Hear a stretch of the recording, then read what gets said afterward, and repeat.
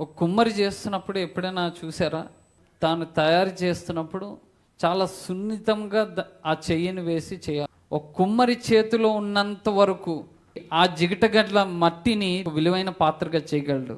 కానీ ఆ కుమ్మరి తయారు చేసిన తర్వాత ఆ కుండని వేడి చేస్తారు. ఆ వేడి చేసిన తర్వాత ఆ వేడి చేసిన కుండ పగిలిపో, దానికి ఇంకా విలువే ఉండదు, దాన్ని మళ్ళా మార్చలేము.